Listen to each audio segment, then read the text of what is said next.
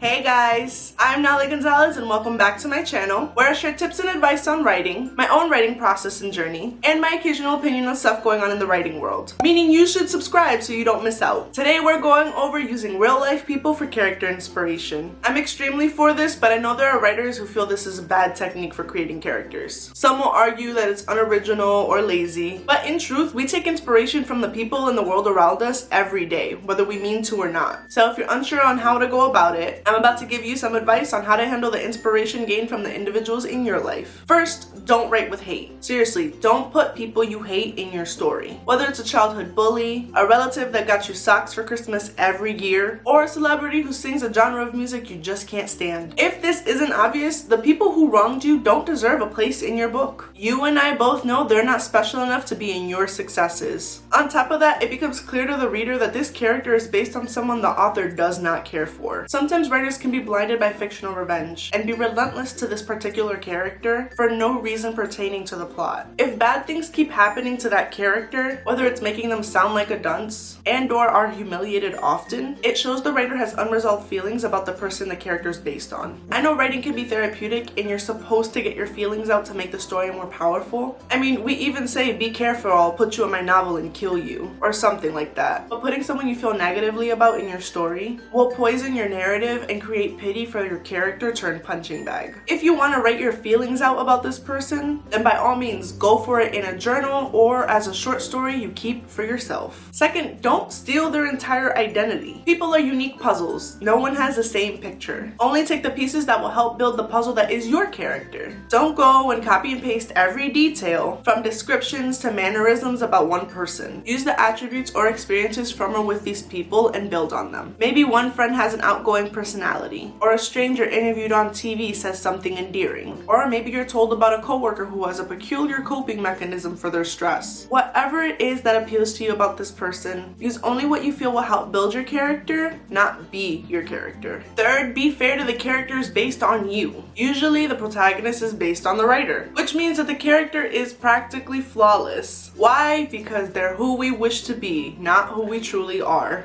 They're attractive, have a witty comeback always ready, and are never wrong. This can get boring real quick for your reader, so it's best to add quirks for other people in your life. It's hard for us to find flaws in ourselves. It doesn't mean that they're not there, we just have our own interest at heart. But it's usually other people who point out what's wrong with us. So if you don't want to get your feelings hurt by asking friends or family members about your flaws, use your observation skills to select flaws from other people to make your character as human as you. Fourth, don't mention who the character is based on. As creatives, we're always asked, can you put me in your story? Or draw a picture of me. And sometimes we cave or we do it as a gesture of good friendship. But unfortunately, friendships can end and lawsuits can start. Don't vocalize it, don't write it down, don't suggest it, just keep your mouth shut. And keep the truth to yourself. If you confirm that this character is based on a friend or a celebrity or whoever, and they don't like how they're described or portrayed, and you're making money off of it, there's a chance you'll be hearing from their lawyer. You might think I'm being over dramatic, but when there's money involved, things can get ugly real quick. Keep your bank account safe and your stress level low by not saying a word about how similar your character is to John or Jane in your life. It's all just a coincidence. So when you're creating characters, it isn't a bad thing to use real people in your life for inspiration. Make sure you don't create a character from a place of hate, as it'll ruin your narrative, and you don't need the negative people in your life in your novel. Use what you take as a foundation to grow your character. Don't flat out copy and paste their identity or their life story with small details changed. It's lazy and fucked up. Don't put their business on blast like that. Be sure your protagonist and any characters based on you are as human as you are. No one wants to read about the perfect character who does no wrong. And if you're going to base a character on a real person, keep that shit to yourself. And that's all I've got for you for using real people for character inspiration. Leave a comment on your opinion on this method. Do you use it? Do you not? If you don't, then share how you create your characters. Like this video so I know you found it useful. Subscribe to my channel for more writing tips and advice. Turn on your notifications so you're the first to know when I upload a new video. And follow me on social media. As always, thanks for watching. Until next time.